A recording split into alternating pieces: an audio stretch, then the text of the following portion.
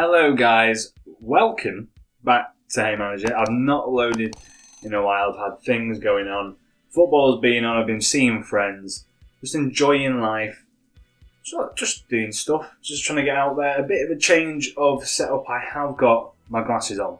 Hayfever season is kicking in and it's bad. It's bad, boys, it's very bad. My eyes are itchy, so you're probably just going to see me wearing my glasses from now on. If I do evening, it might change. Who knows? But yeah, thought I'd just introduce that. So today, I'm going to talk about how England should line up against Scotland. Now, I wanted to do the lineup I thought would be best for the Croatia game, but I just didn't get around to doing that.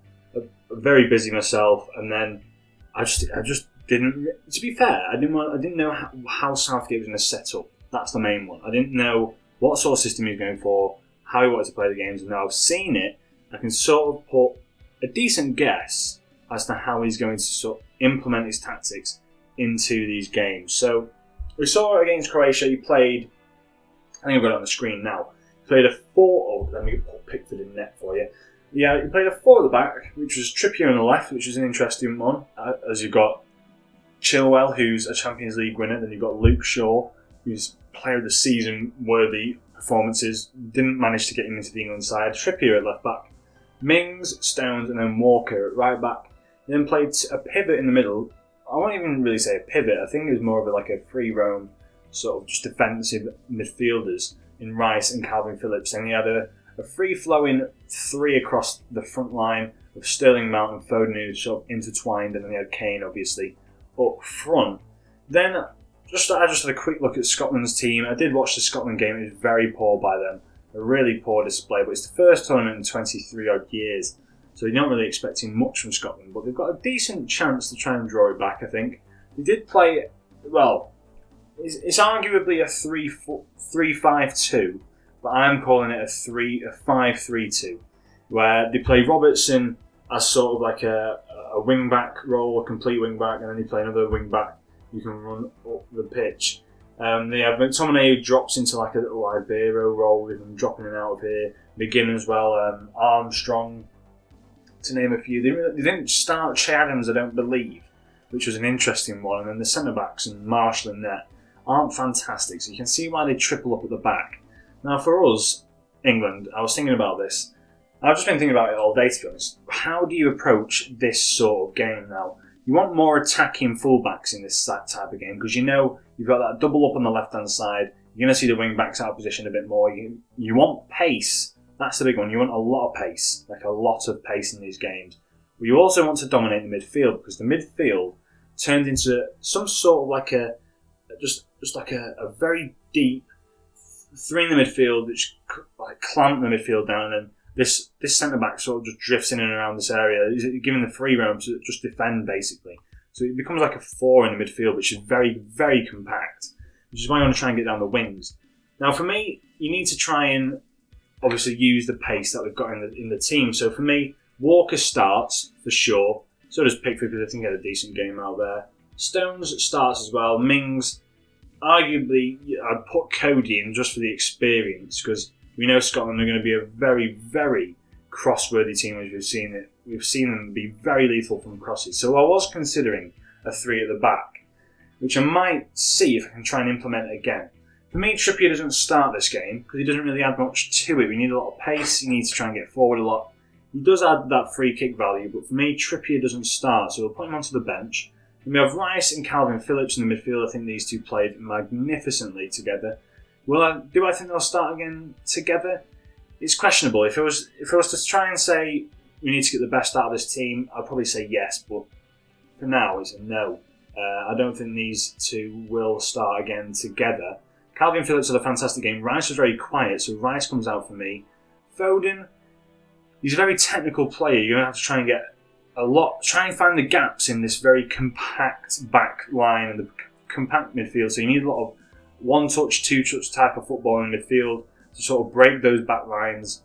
I think Foden and Mount will start, but I think they'll start in this type of formation where Foden and Sterling will go out on the right. Foden probably will go out on that left-hand side. We'll see Mount come into the side, probably plays a right central midfielder. And then for me, Grealish has to come in because I think we need a bit more of an attacking threat for this.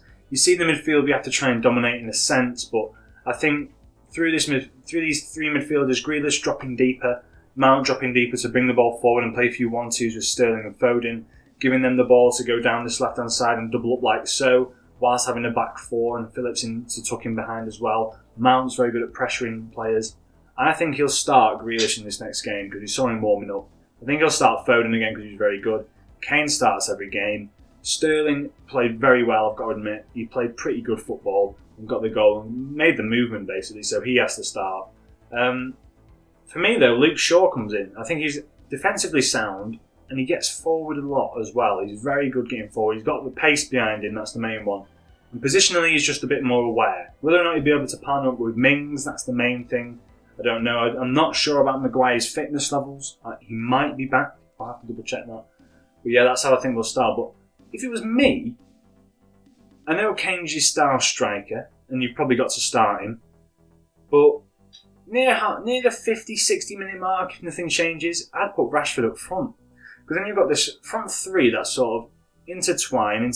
You're not going to score many headers because of how compact this back line is. And they're very, very strong in the air. Scotland, you've got McGinn, who's very strong. McTominay's a fantastic header of the ball.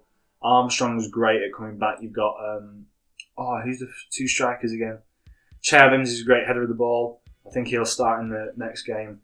It's going to be interesting to see, but this is the side I'd set up with because you can double up down this left-hand side with either player, and it allows the striker to sort of just weave in, do what he wants to try and collect the ball in, whilst having this defensive structure at the back. So you're looking at something like this. And then, well, let's lay it out. So you have your striker up here, you'd have probably Raheem Sterling a bit closer in, same with Foden. So try and break down these lines. You'll see Scotland will push forward, they'll have the two strikers obviously up the top, trying to win those headers as the long balls come in. A very deep midfield, I think. McTominay drops very deep. Robertson pushes forward quite a bit, so does the other wing back. So you're looking at something like this, where there's going to be a lot of space, probably, in this area here, where Rashford, Foden and Sterling can try and get a bit in behind. And then I have Mount pushing forward quite a bit, Grealish pushing forward, Calvin Phillips in here, Shaw coming forward, Mings, Stones and Walker to sort of cover it. So your midfield battle it'll become like a 5 in the midfield, but with Sterling and Foden who can drop back a little bit, allowing Rashford to come forward, you're going to see a lot of counter-attacking football, I think, from England. Foden, Rashford and Sterling all coming forward. Grealish can obviously come forward if he need be, and Foden dropping deeper into this role, but I think Grealish plays that central midfielder role a bit better than Foden. If things don't work out, you can always bring off one of these attacking threats, so like Grealish or Sterling can come off. Foden can go out on that right-hand side. We'll see, obviously, then Sterling will come off. Maybe bring in Bellingham, who can play this role here. Frees up quite a bit of movement in there. But Scotland are going to try and dominate this midfield area, as you can see here. These like 5 midfielders, so to speak, that they're going to try and play. Well, 2 wing backs and three deep central midfielders. They're going to try and take advantage of Calvin Phillips, Bellingham, and Mount, or the midfield 3. It's going to be a competitive game in that midfield, but I reckon most of the action is going to come here, where Bellingham or Mount picks up the ball. We'll see. Obviously, it'll be my bad. Who did they put in there then? Oh, it was Grealish coming back. It's going to be Grealish picking it up maybe, or the defenders Calvin Phillips picking it up, and then Mount and Grealish picking it up, trying to get in between the lines, playing 1-2s with Sterling, and then it'll just be a case of trying to get the ball through these gaps in the midfield. I can just draw those in. Try and get through these gaps here, see what we can do with the ball, and it's just a case of whether or not you can maybe come inside, make your way through here.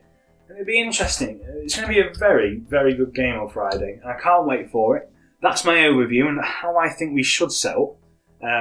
Will we set up like that? I don't think so. I think... what do I think? Let's have a look.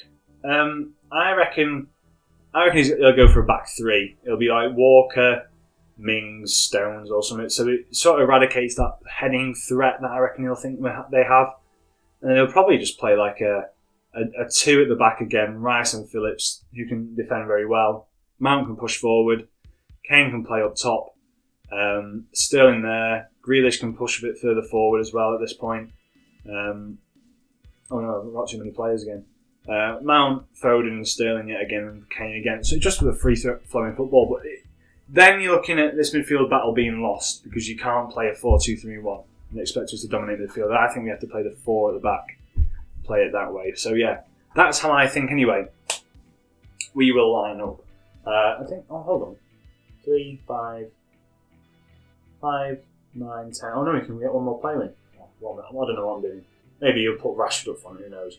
But yeah, that's how I thought. Anyway, let me just revert back to where I was and how I think we should line. How I think we should line up. Anyway, there we are. That's how I think we should line up.